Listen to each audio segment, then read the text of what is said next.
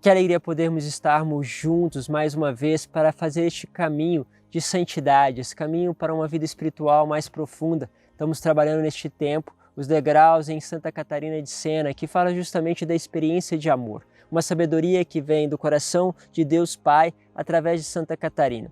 Esse vídeo a gente vai alongar ele um pouco mais, vamos trabalhar de uma forma mais profunda aquilo que é os valores deste degrau. Por isso, se você está agora começando a assistir o nosso canal, se inscreva, não perca nenhuma oportunidade. Também, se você tem interesse para um detalhe em especial, algum tópico especial, vou colocar na descrição o ponto onde se dividem os tópicos, assim você pode ir direto naquele ponto que te chama mais atenção. Também vou deixar aí na descrição os nossos links para se inscrever nos nossos grupos e receber diretamente no Telegram ou no WhatsApp os vídeos que vêm deste canal, também as homilias que eu faço no canal da comunidade. Então, são oportunidades. Aparecerão também ao longo do vídeo sugestões para que você possa ir em outros vídeos que estão aqui no canal que podem levar você a se aprofundar ainda mais. Bom, começarei falando um pouquinho sobre a descrição de Santa Catarina de Sena. Talvez você não conheça, ou se conheça, pode também aprofundar alguns pequenos detalhes, uma descrição breve daquilo que é a vida dela. Depois passarei a ter uma pequena revisão para aqueles que não viram os dois primeiros vídeos, então tocarei nos pontos fundamentais dos dois primeiros vídeos que foram feitos e em seguida darei continuidade, falando justamente daquilo que é a dimensão desse terceiro degrau, que é este amor-amizade. Vamos trabalhar isso juntos e por isso vamos começar um pouquinho falando sobre o histórico de Santa Catarina de Sena.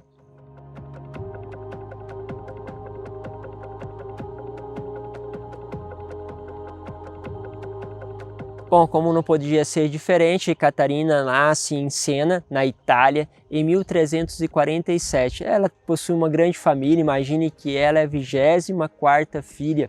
Por isso tem muitos irmãos e os acontecimentos na vida desta pequenina foram recentes, foram logo no início. Com 6 anos, ela, ao voltar de um passeio com a sua irmã, ela vê Jesus com vestes pontificais, com aquelas vestes esplêndidas, logo ao lado da igreja dos padres dominicanos. Parece que ali há um espelho. Ali, através da ordem dominicana mais tarde, a qual ela vai se consagrar e entregar a sua vida, aparece então, já aos 6 anos, a presença de Jesus. Esta presença que leva ela a querer não mais se casar, mas dedicar-se uma vida totalmente ao Senhor. Já era desde cedo esse desejo que nasce, que brota do coração dela. Não, mas essa não era talvez o desejo da família, afinal de contas queriam que ela pudesse se vestir melhor, se colocar de uma forma mais elegante, por isso enche ela de capricho. Ela começa a entrar em tudo isso, mas quando ela percebe que o cuidado com a própria beleza começa a tirar aquela pureza de coração, ela logo quer abandonar tudo aquilo. Quando ela percebe então que a família já conseguia uma pessoa, um pretendente para ela, ela resolve cortar os cabelos, causando uma série de indagações por parte da família, uma certa punição por parte da mãe e dos outros familiares que colocam ela em serviços mais domésticos. Afinal de contas, alguém que não quer casar tem que realmente assumir então os afazeres da casa, afinal de contas não está constituindo uma família. Isso dura muito tempo, até que o pai resolve tirar ela dessa punição e ela manifesta sempre o desejo de poder entrar na ordem dos dominicanos, que é uma ordem penitente, uma ordem mendicante e que era muito influente naquela época. Porém, ela batalhou muitas vezes, não conseguindo entrar, mas posteriormente, com seus 15 anos, ela entra na ordem e começa a participar e a exercer, junto ali com mulheres que já eram mais idosas, muitas delas viúvas, vai então movendo-se nessa direção das experiências com a oração. E ela era uma pessoa que falava bem, que pregava. Mais tarde, aos seus 20 anos, ela já começa num hospital da região a pregar e apareciam pessoas que eram consagrados, padres, que iam ouvir Catarina falar. Tamanha é a expressão, o amor que ela trazia justamente de falar de Deus. Mas aos seus 23 anos é que acontece um fato místico, que já fazia parte da vida dela, a experiência mística, mas este fato começa realmente a mudar. Ela tem aquilo que nós chamamos de morte mística, e nessa morte, ou seja, essa morte que Deus permite a ela, começa a nascer uma nova pessoa. Mas eu quero ler com vocês, né, no livro O Diálogo, aquilo que está narrado aqui, as palavras que Deus falou a ela enquanto ele operava esse momento místico da sua morte. Diz assim, Deus Pai falando: a salvação dos homens exige que tu voltes à vida, mas não viverá mais como até agora. O pequeno quarto não será mais tua costumeira moradia. Pelo contrário, para a salvação das almas, deverás sair da tua cidade. Estarei sempre contigo, na ida e na volta. Levarás o louvor do meu nome e a mensagem aos pequenos e grandes, a leigos, clérigos e religiosos. Colocarei em tua boca uma sabedoria da qual ninguém poderá resistir. Conduzirei-te diante de papas, de bispos e de governantes de povos cristãos, a fim de que por meio dos fracos, como é do meu feitio, eu humilhe a soberba dos fortes. Olha, e a gente está falando de um ministério que realmente encontrou-se com dezenas de pessoas de mais expressivas cargos dentro daquela época. Desde a igreja, governantes, reis, ela dirigiu cartas a todos eles expressando uma sabedoria da qual as pessoas costumavam buscar ela, e ela conseguia como que ler o coração das pessoas e dar uma palavra de sabedoria. Uma sabedoria que justamente vinha dessa experiência com Deus Pai.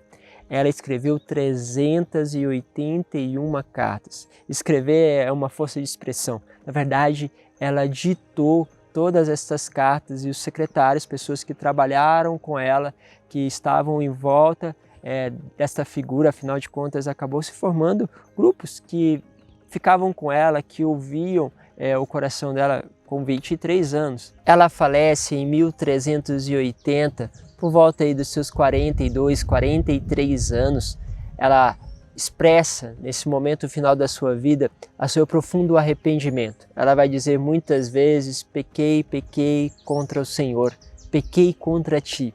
É o desejo profundo de uma alma se encontrar totalmente pura diante do Senhor. Aquela criança de 6 anos que fez aquela primeira experiência extraordinária com o Senhor e que desejava ter um coração puro somente para Ele, deseja agora, aos seus 40, 43 anos, entregar então a sua vida ao Senhor de uma forma muito profunda e muito pura. Em volta dela se formam estas comunidades que vão então dar a cada um de nós as cartas que vão ser este testamento da experiência de Deus Pai, palavras de sabedoria que o Pai deixa para cada um de nós.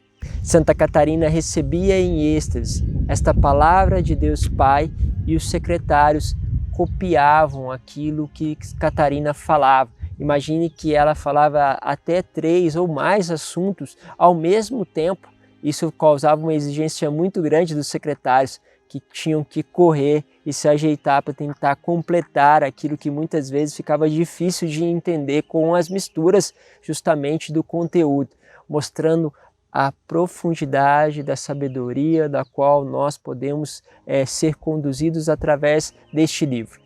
E é esse livro que então vamos caminhar ainda mais, passando para o terceiro grau deste amor, que é o amor-amizade. Vamos um pouquinho aprofundar sobre este assunto. Antes de aprofundarmos nesse terceiro degrau, fazemos uma síntese do primeiro e do segundo degrau. Já deixo aí para vocês ao alto a descrição do primeiro e do segundo vídeo, se vocês quiserem aprofundar ainda mais, caso você não tenha visto esses 2 vídeos. Bom, o primeiro degrau é sobre o amor servil, este amor que tem medo da condenação, medo do castigo, das consequências que tem que enfrentar por causa do pecado.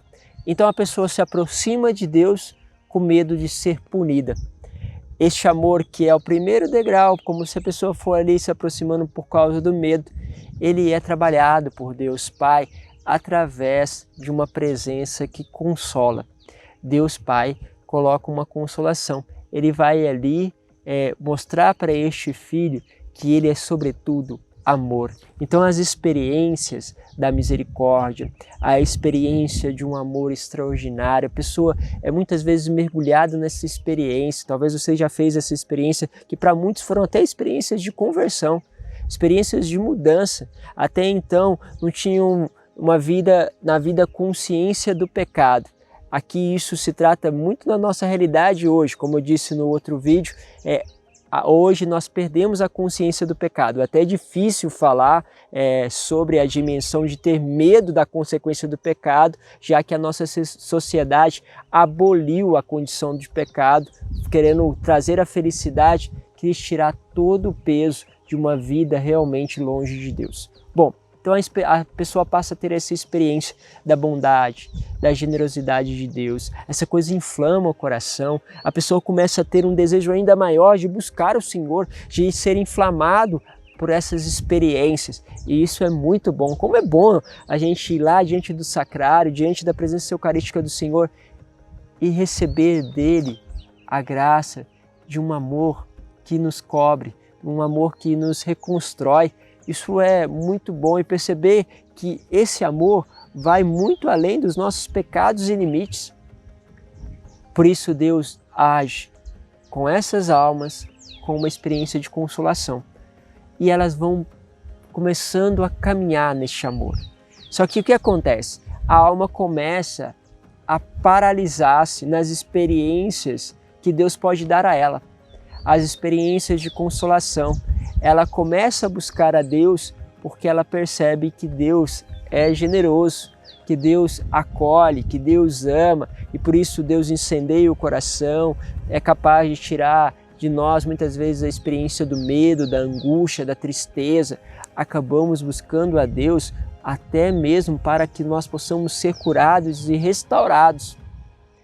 Isso faz parte do caminho. Muitas vezes a gente já fez isso, ou até hoje fazemos, buscamos a Deus por aquilo que Ele pode nos dar. Isso vai ser o segundo degrau que a gente chama de amor interesseiro. Eu me interesso por Deus à medida que Ele me dá algo em troca. Por isso, você precisa muitas vezes parar e avaliar se você está procurando Deus por algo que Ele pode te dar. E para você entender isso, basta apenas olhar para as vezes que você não recebeu de Deus aquilo que você queria. Qual foi o seu comportamento? Aprofundou-se ou simplesmente parou? Ou ainda mais, voltou atrás no seu relacionamento com Deus? São perguntas que podem aí colocar você diante deste questionamento, deste amor. São esses dois passos que até então vimos nos outros dois vídeos. Por isso agora vamos para o terceiro passo. Nesse passo, Deus Pai vai chamando a este amor-amizade. Para este passo se concretizar, o Pai retira da alma as consolações. Sabe aquele desejo pela oração? Ele começa a ir embora. Aquele impulso que nos leva a ficar muito tempo diante da Eucaristia, ou muito tempo em oração, ou ter aquela meditação mais profunda, começa a desaparecer. E você precisa encarar as escolhas pela vida de oração de uma maneira muito mais firme, mais profunda. Afinal de contas, não tem aquele impulso, aquele desejo que arde, que queima, que nos leva realmente a estar ali com toda a nossa vontade. Deus Pai começa a retirar e a alma começa a sofrer. Afinal de contas, aquele Deus amoroso, aquele Deus que nos envolve, parece que de uma certa forma se escondeu. Aonde você está? E aí você precisa entender que ponto quer trabalhar o seu relacionamento com Deus. Imagine numa amizade. Tem momentos que numa amizade aquele irmão não está ali. Ele não se faz tão presente. Mas quando o relacionamento é profundo, você continua estando ao lado dele, mesmo com aquela ausência. Você continua pensando no bem que você quer a este irmão, a este amigo, mesmo na sua ausência. Para isso, Deus Pai retira a sua consolação e você passa a escolher Ele por aquilo que Ele é e não por aquilo que Ele pode te dar. mas há passos que a gente pode entender de aprofundarmos. Primeiro, a meditação.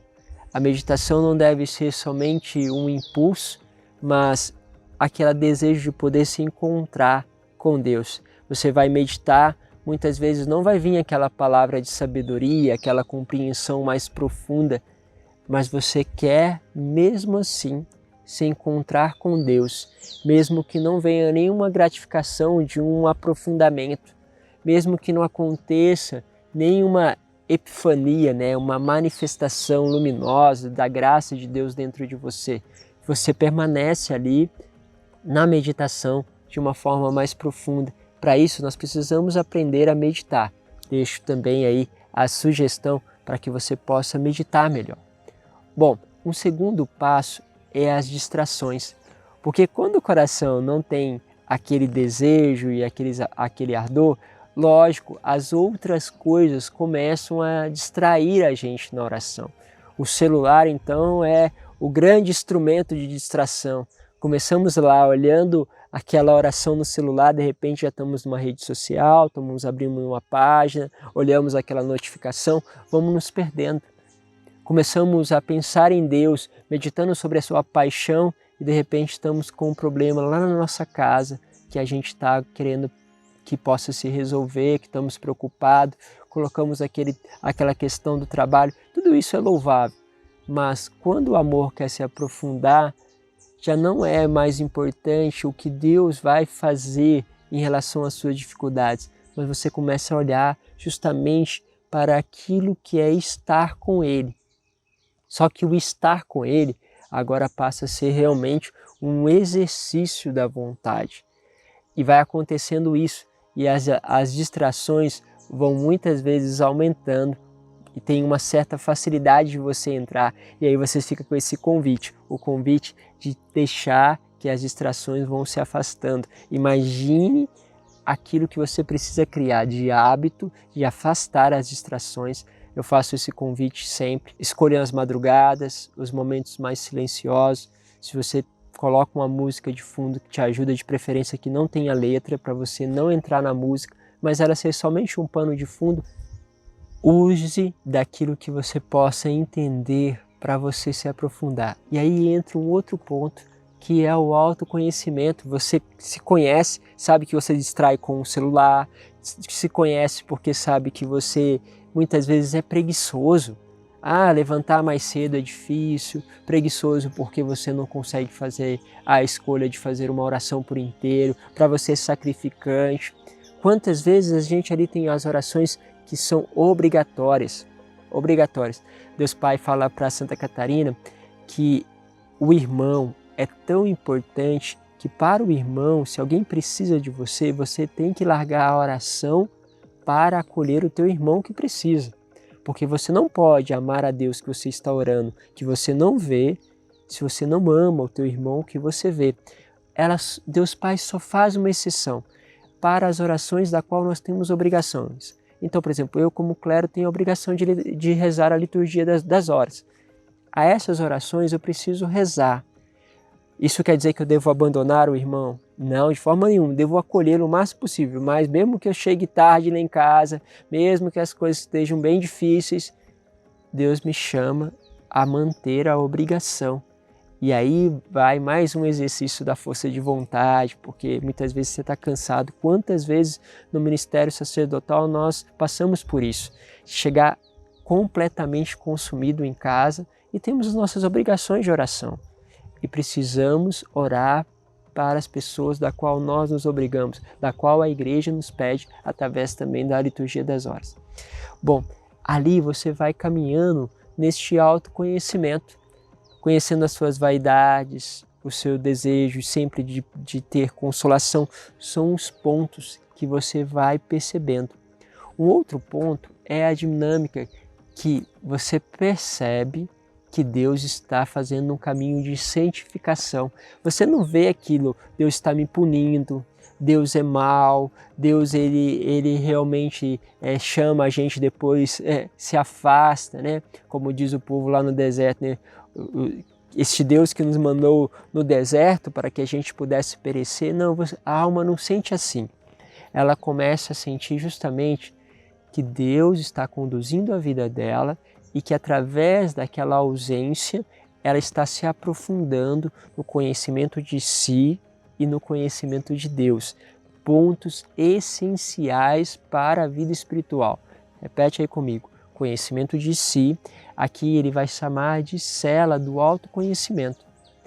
Esta cela que Deus Pai vai dizer que a gente precisa ali permanecer para que possamos construir algo consolidado. E aí você vai perceber, depois que passar desta etapa, que Deus te conduzir para fora desta etapa, que vai voltar as consolações. Só que quando voltar as consolações, você vai perceber que não tem nada a ver com os seus méritos, que é pura generosidade de Deus. Você vai ter consciência que a sua preguiça não lhe permitiria rezar, mas se você reza hoje, também é uma graça de Deus que te dá força, vontade para você sair daquela preguiça que você conhece muito bem em você, daquela vaidade que te prende, daquela luxúria, daquele orgulho que muitas vezes te distrai porque você está preocupado com a tua imagem. Você vai percebendo um monte de coisa, mas além de tudo ainda existem as tentações do mal, aquilo que o mal quer colocar à nossa volta. E eu quero falar um pouquinho também sobre essa dimensão. Afinal de contas, como o mal vai trabalhando também neste tempo? O mal vai querer que você possa sentir durante a tua oração tédio, aquele cansaço que faz com que você possa desistir. Uma das táticas que é colocada é a seguinte: o demônio começa a falar com você assim, na tua cabeça. Olha, você está orando, mas a tua atenção não está naquilo que você está orando. Você está se dispersando muito. Por isso, tudo que você está orando não tem valor nenhum. O que o demônio está fazendo aqui? Ele está colocando em você o sentimento de que a oração não está valendo a pena. É só apenas um desgaste, porque imagine aqui que neste momento você não está tendo consolação por rezar, você não está sentindo prazer ao rezar, você está rezando porque você sente que precisa, que Deus está ali e que você quer fazer algo por Ele. Mas o demônio começa a colocar a diferença entre a tua oração que é falada ou conduzida mentalmente e as suas distrações, criando em você um certo ressentimento, um certo sentimento de que você está fazendo algo errado. E por isso algumas almas são tentadas a deixar a oração neste momento. Por isso eu falo para você, se você sofre disso, e principalmente agora que eu estou te falando sobre as distrações, em outros vídeos falei sobre isso, não deixe que essa tentação entre. Ou seja, eu tenho conhecimento das distrações e acabo percebendo elas mais, e ao perceber elas mais, começo a desvalorizar e me desinteressar pela oração. Isso é ação do mal. Você precisa perseverar. A palavra fundamental aqui contra a ação do mal é a perseverança, porque ele vai colocando esses gatilhos. Outras vezes, diz Deus Pai a Santa Catarina, ele coloca pessoas para justamente te dizer: para que tudo isso? Não, não precisa. Imagine, você já trabalha, você já estuda, tem todas as suas dificuldades e você está acordando ainda para rezar. Não precisa de meditar todo esse tempo, não é necessário todo esse esforço. Fica tranquilo, porque isso é um tempo, vai passar. Depois, quando você estiver melhor, você volta a fazer a prática do jeito... É como que essas conversas alheias... Olha, isso tem conselho, gente. Eu quero que vocês prestem atenção nesses conselhos que jogam a tua escolha de vida de oração para baixo.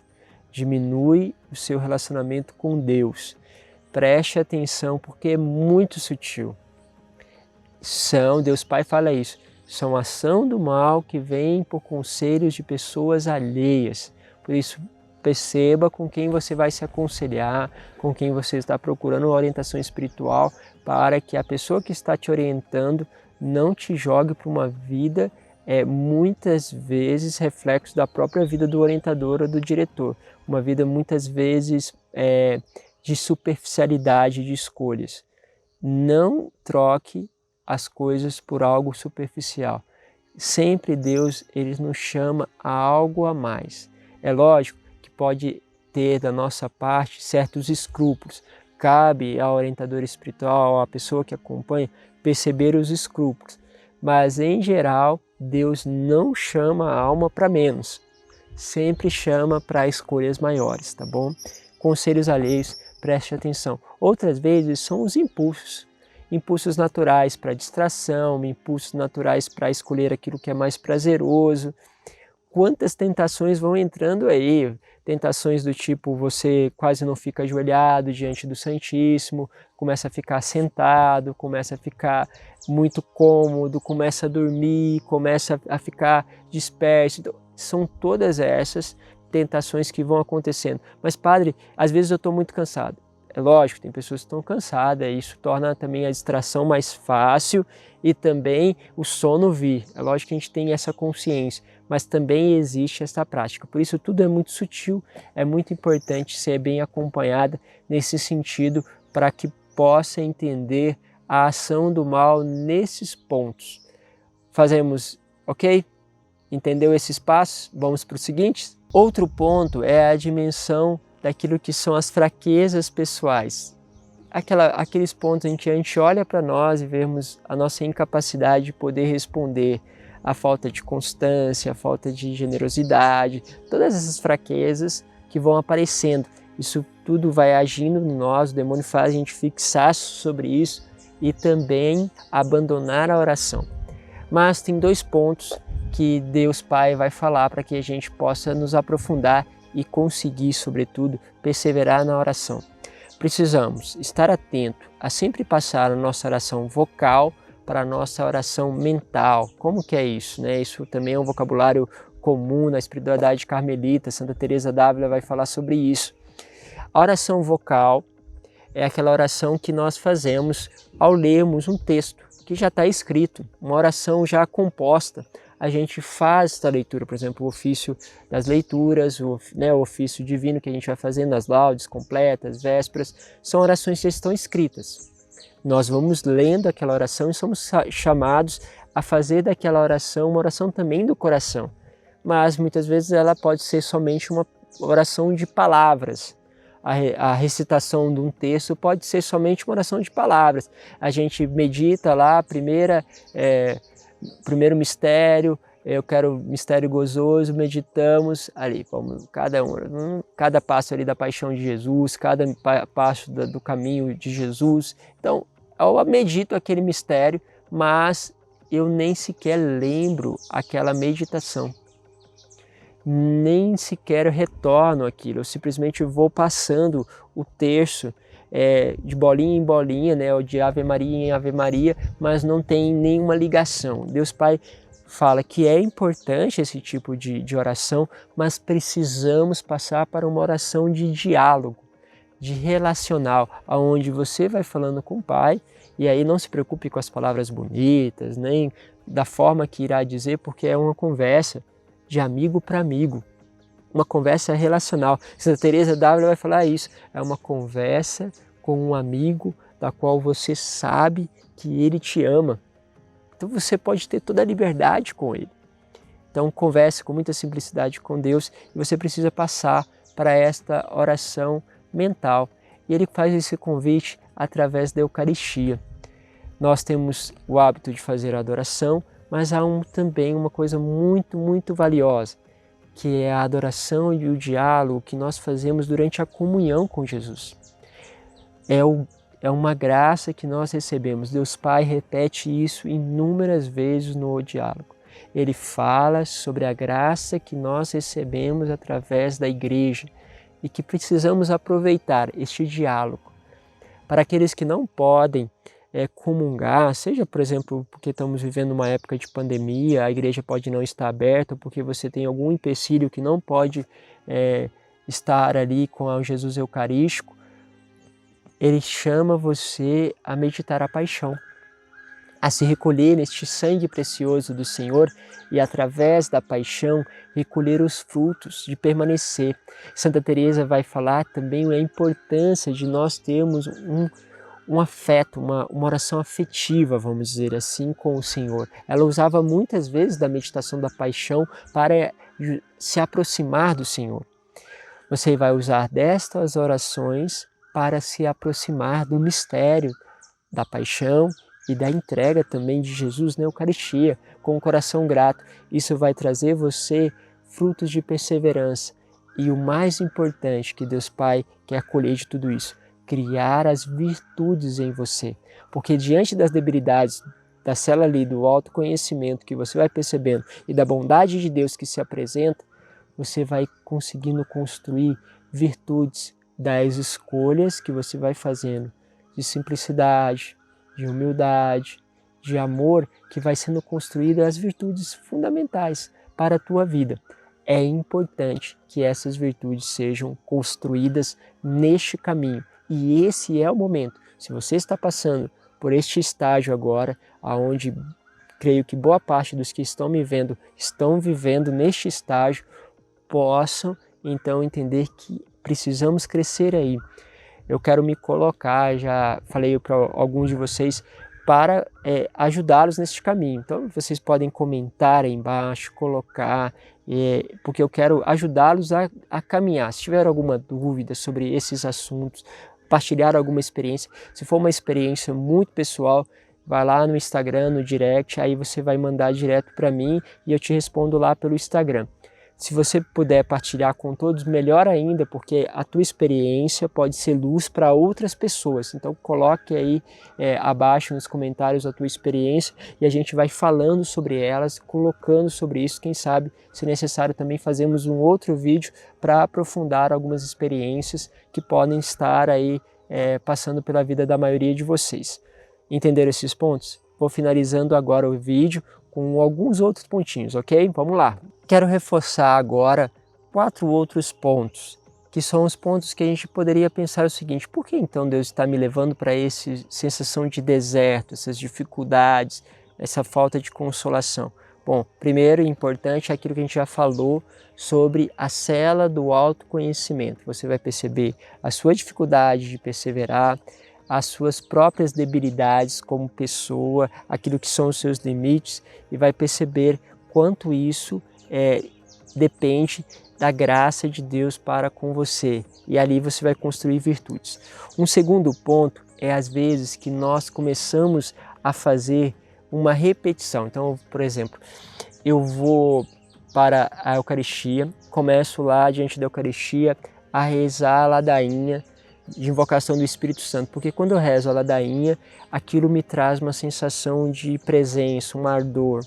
Depois eu começo a orar em línguas, aquela oração em línguas me traz uma visualização, e eu começo a achar que repetindo essas experiências, os métodos, eu vou chegar a um resultado. Ponto importante desse segundo: não é possível fazer métodos para encontrar-se com Deus. É lógico que a Igreja traz na sua riqueza várias formas de podermos orar, de podermos fazer um plano de encontro com Deus, mas isso não quer dizer que você, através do método, vai produzir uma consolação, vai produzir uma sensação de presença de Deus. E é esse ponto que Deus Pai vai falar. Ele vai dizer o seguinte, que a alma ela corre o risco de achar que ela pode enquadrar, que ela pode colocar ali dentro do quadrado o Espírito Santo, e ela vai perceber que isso não é possível. Mas qual que é o interesse de Deus ao tirar a consolação? Por exemplo, ela vai fazer tudo aquilo que antes ela fazia, que dava aquela sensação, mas não vai ter resultado nenhum. É que se ela entrar nessa célula do autoconhecimento, juntando essa experiência, ela vai perceber a generosidade de Deus, que muitas vezes vai fazer você ter experiências depois de passar por esse estágio, sem ter feito nada, sem ter buscado nada. De repente você percebe uma gratuidade de Deus profunda com a sua vida. Porque não é aquilo que você faz que vai retribuir, vai receber um gesto de retribuição, mas aquilo que você é perante Deus. Por isso a gente pode buscar como que podemos dizer assim, os terrenos, uma vida silenciosa, uma vida de oração, uma vida devocional, que pode ser terrenos, mas que não garantem, porque o Espírito vem quando Ele quiser, sopra para onde quer, conforme quer, mas ao mesmo tempo você vai sentir o sabor e o desejo profundo de um Deus que está ali quando Ele deseja estar com você, e você está com Ele quando Ele quer. é um aprofundamento. Falei isso também no caminho que nós fizemos de Cântico dos Cânticos, um caminho maravilhoso. Um dos vídeos das séries que eu mais gosto. Quem não viu, vê lá Cântico dos Cânticos. Vou falar um pouquinho mais sobre isso quando o Senhor vai caminhando a alma para a pacificação. Bom, este é um segundo ponto. Passamos para o terceiro ponto. Que diz assim: deve aprender sempre a abandonar o sossego das práticas para ajudar os irmãos. A gente falou um pouquinho sobre isso numa outra oportunidade aqui, né? E também agora há pouco neste vídeo, que é o quê? Percebeu que alguém precisa de algo, você vai ajudar esta pessoa. Vai fazer disto a tua vida de oração. Mas é lógico, à medida do possível, você deve retornar a essa experiência da oração, tá?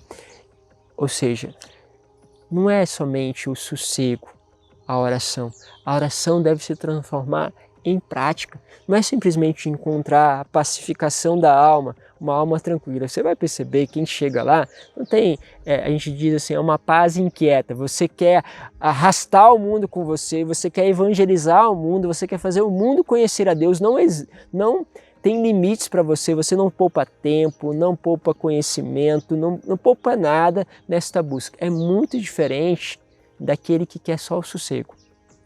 Está procurando somente a calma, a serenidade, de preferência que ninguém te atrapalhe na sua vida de oração. Sossego. Não, meus caros, lógico, busque momentos tranquilos. Por isso que eu estou te falando, acorda mais cedo, faz essa experiência antes que todo mundo, justamente para quando um irmão puder te pedir ajuda, você tem uma disponibilidade, porque já fez a sua vida de oração, já colocou o que era mais importante em primeiro lugar. Pense um pouquinho sobre isso. O quarto ponto, não se fixar nos sabores das visões espirituais, daquilo que são as experiências espirituais. Porque às vezes a alma, Deus Pai vai falar assim, que ela julga ter perdido a graça porque não está vendo, não está tendo visualizações, não está tendo locuções interiores. Não, é apenas um tempo, é tudo objeto da graça de Deus, é tudo bondade de Deus. No fundo, quando ela passa por esses pontos, ela vai percebendo que ela precisa abandonar o egoísmo espiritual. Enfim, precisamos perseverar, encontrar a graça de largar todo o egoísmo espiritual, vencer as tentações do mal contra nós, para que possamos mergulhar num amor de amizade mais profundo e dar os passos para os próximos degraus da vida espiritual e do amor. E esse é o meu convite para você. Não deixe para trás todas essas dicas. Volte nos momentos do vídeo aí, como eu disse, está aí na descrição para que você possa pegar esses momentos, se você tem interesse direto naquele ponto, possa revisar. E eu quero e desejo que você, através deste canal, possa crescer na vida espiritual. Se você quiser dar algum conselho, alguma coisa, colocar algum ponto, vamos juntos, porque queremos fazer juntos este caminho. Que Deus nos abençoe. E volto a fazer este convite. Se você chegou até aqui, provavelmente deve ter este vídeo contribuído com você. Por isso, não se esqueça de estar junto conosco em cada passo e se inscrever no canal. Amém? Vamos juntos. Que Deus vos abençoe. Em nome do Pai, do Filho e do Espírito Santo. Amém. Um grande abraço para você. Até o próximo vídeo.